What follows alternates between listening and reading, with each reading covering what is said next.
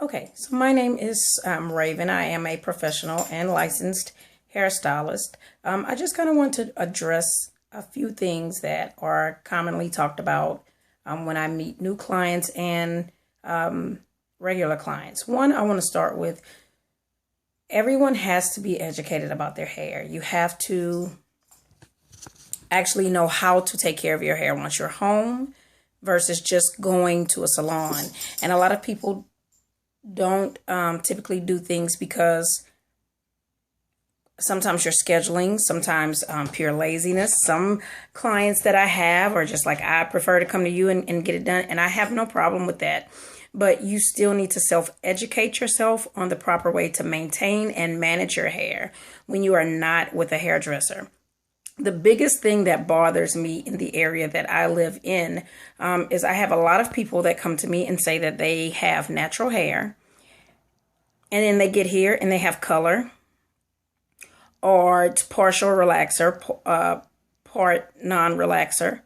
And they feel that if you have relaxer, you're not natural. But if you have color, you're still natural because the pattern, the natural coil or wave or curl of the hair all still reverts back when shampooed or when wet or when not chemically altered. And what I try to get people to understand is that natural hair means no chemicals at all. So if you have chemicals on your hair, you are not fully natural. Now, with that being said, the best way to take care of natural hair, a lot of people go natural thinking, oh, the relaxer damaged my hair, the relaxer damaged my hair. But that's not necessarily true. I have clients who have relaxed hair and their hair is very healthy. A lot of people get relaxers and then they do not want to condition the hair, or they don't want to put oil or just a little scalp grease on their scalp because they feel that this will weigh their relaxer down or it will wear it off. And then the results of that is you get dry, damaged, brittle hair. You still have to hot oil. You still have to deep condition. You still have to do the same exact things that you would do if you were natural, especially more so with the chemical on your hair. So a lot of people are under the wrong impressions about chemicals. Well, a relaxer, should I say. Any chemical is going to be harsh on the hair because you're altering your natural state of hair. But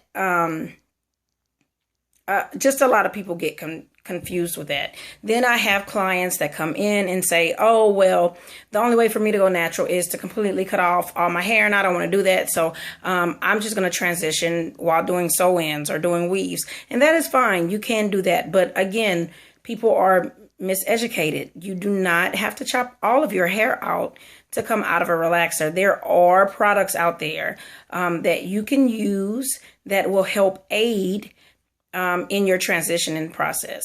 And even if you don't want to spend the money, because some of those things can become pricey, there are things that you would have in your home like honey, sugar, caramel. These things can all be applied to your hair and they will smooth and help you transition into the next phase. I would say coconut oil, just for like if you're deciding to blow dry or press, you can put a little bit of that on just to kind of protect your hair before you would blow dry or press it or whatever, but not a lot, because typically what you'll get is some people who will scorch the hair, which that's a whole nother topic in itself. When you get some people that are pressing their hair when they're natural and they're not pressing it correctly or whatever. Right now, I'm simply talking about properly hydrating your hair, taking care of your hair. So in 1 month time, you can actually be on a hair regimen that would actually help you a lot. I have so many clients that come in and tell me how, oh my God, I listened to everything that you said and I just didn't want to do it. But when I actually did it and I got started on it, they were surprised with how they were able to manage their hair. So what I typically tell my clients are a once a week shampoo. I know a lot of people are into the cold shampoo. Oh, you don't need to shampoo. Once a week shampoo and condition your hair. Twice a month, you need to alternate. And what I mean by that is every 2 weeks, you're doing something different. So the first 2 weeks, you can do a hot oil treatment. I like to take it pretty old school, shampoo your hair, towel dry it to get the majority of the excess water out. And use an oil of your choice. You can use almond oil, carrot oil. You can actually go and purchase over-the-counter hot oil, but you just need an oil that will penetrate to the cortex, which is the inside of the hair strand. That's going to deep penetrate. So you would place that oil on your hair while it's damp or whatever. I like to wrap the hair in. You could get the little, they come the Jerry curl bags, but I use saran wrap, plastic wrap, and wrap the head. I put clips to adhere it onto there. And then I like to do steam, where you could take a very hot towel, or as hot as you can bear, and wrap around your head. And you can sit there and watch your favorite show, watch whatever it is you want to watch. And then once that cools off, I always tell people, do it once more. And then when it cools off again, go ahead and condition the hair. Rinse it very, very well, and then come back and condition your hair. That's your first treatment. The following 2 weeks, you can do some type of cholesterol. If you have damaged hair, brittle hair, or you have scalp problems, do something that would actually help you in the process to getting all of that away. Peppermint oil, tea tree, those things like that. That's really good for people with dandruff or irritated scalp.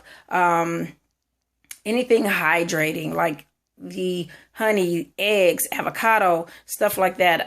Even the over-the-counter, the Queen of Helene or Queen of Helen, the cholesterol treatment that comes in the little jar, that's really good. It's a very good over-the-counter product just to place on your hair for deep conditioner, and you do it the same way. You sit there, and that's for those who like to put the least amount of heat on your hair as possible. If time permits for you to do that, do that. If time does not permit for you to do it, then of course you can always go under a hooded dryer or something like this. You just want to make sure that you're hydrating your hair and you're taking care of it. Just a hot oil, deep condition, and shampooing weekly will improve the manageability of your hair by far. I tell you, almost everybody who I put on those regimens are greatly pleased with their hair. And it's just a basic upkeep. And throughout the week, if you can oil your scalp, coconut oil, you can use a grease, but you want it to be on your finger very thin. You don't want a big hunk to where it weighs down your hair and stuff. You want it to where it's just enough to cover your fingertip, stuff like this, and then you rub through the scalp. And you can do that twice a week, or you can do it 3 times a week. Really, twice a week is enough. If your hair is naturally oily, once a week would be fine. So I just wanted to kind of go over that, because that is, if I had to say the top question that I get asked in my salon daily, that would be it. How do I take care of my hair? My hair is always dry. I suffer with dry hair. Oh, my hair is breaking. Oh, my hair is shedding. Oh, it may be stress. Oh, it may be this. Or, and they come in with so many stories of what it could be or what it couldn't be. And a lot of times it's simply not drinking enough water. It's a lot of things that could play into dry hair, by the things we eat that clogs our pores and stuff like this. But a lot of time it's just because the basic care that you need for your hair is not being done. So I just wanted to share that on today. And if you have any questions, please feel free to ask, or follow me on Facebook at Blue Sapphire Salon. And I'll attach all the links down below my video. And I think that's it for now. Thanks. Bye.